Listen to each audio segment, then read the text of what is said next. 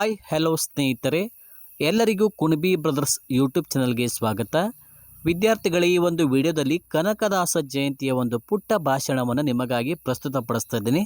ಈ ಒಂದು ಭಾಷಣ ತಮಗೆ ಇಷ್ಟ ಆದರೆ ಈ ವಿಡಿಯೋಗೊಂದು ಲೈಕ್ ಮಾಡಿ. ಹಾಗೆ ಇದೇ ಥರ ಇನ್ನೂ ಹೆಚ್ಚಿನ ರೀತಿಯ ಭಾಷಣಗಳು ಹಾಗೆ GK ವಿಡಿಯೋಸ್ಗಳಿಗಾಗಿ ನಮ್ಮ ಚಾನಲನ್ನು ಸಬ್ಸ್ಕ್ರೈಬ್ ಮಾಡಿಕೊಳ್ಳಿ.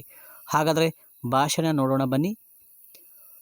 ಇಲ್ಲಿ ನೆರೆದಿರುವ ಸರ್ವರಿಗೂ ಶುಭೋದಯ ಹಾಗೂ ಕನಕದಾಸ ಜಯಂತಿಯ ಹಾರ್ದಿಕ ಶುಭಾಶಯಗಳು.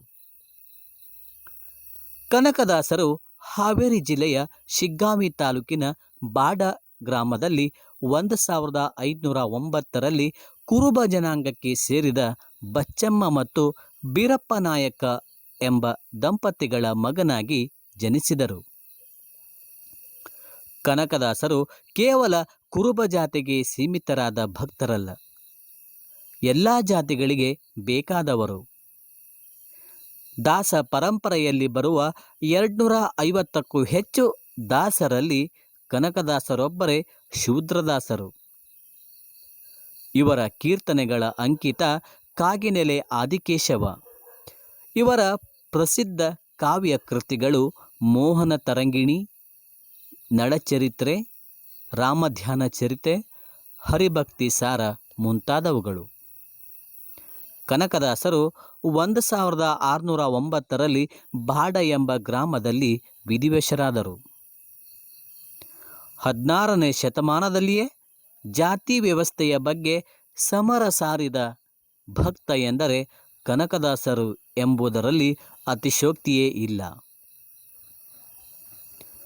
ಒಮ್ಮೆ ಕನಕದಾಸರು ಶ್ರೀಕೃಷ್ಣನ ದರ್ಶನಕ್ಕೆ ಉಡುಪಿಗೆ ಹೋದಾಗ ಕರ್ಮಮಠ ಪೂಜಾರಿಗಳು ಅವರನ್ನು ಒಳಗಡೆ ಬಿಡಲಿಲ್ಲವಂತೆ. ಆಗ ಕನಕದಾಸರು ದೇವಸ್ಥಾನದ ಹಿಂದಿನಿಂದ ಶ್ರೀಕೃಷ್ಣನ ಕೀರ್ತನೆಯನ್ನು ಹಾಡಲಾಗಿ ಶ್ರೀಕೃಷ್ಣ ಹಿಂದೆ ತಿರುಗಿ ಗೋಡೆಯ ಕಿಂಡಿ ಮೂಲಕ ದರ್ಶನ ನೀಡಿದನಂತೆ. ಆ ಕಿಂಡಿ ಇಂದಿಗೂ ಕನಕನ ಕಿಂಡಿ ಎಂದೇ ಪ್ರಸಿದ್ಧವಾಗಿದೆ.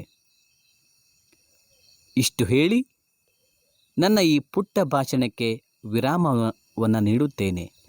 ಸ್ನೇಹಿತರೆ, ಈ ಒಂದು ಭಾಷಣ ತಮಗೆ ಇಷ್ಟ ಆಯಿತಾ?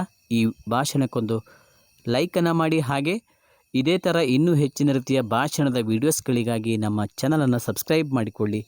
ಹಾಗೆ ಈ ಒಂದು ಭಾಷಣದ PDF ತಮಗೆ ಬೇಕಾದಲ್ಲಿ ನಮ್ಮ ಒಂದು ಟೆಲಿಗ್ರಾಮ್ ಚಾನಲಿಗೆ ಜಾಯಿನ್ ಆಗೋದ್ರ ಮೂಲಕ ತಾವು ಈ ಒಂದು ಭಾಷಣದ ಒಂದು PDF ಅನ್ನು ಉಚಿತವಾಗಿ ಡೌನ್ಲೋಡ್ ಮಾಡಿಕೊಳ್ಬೋದು.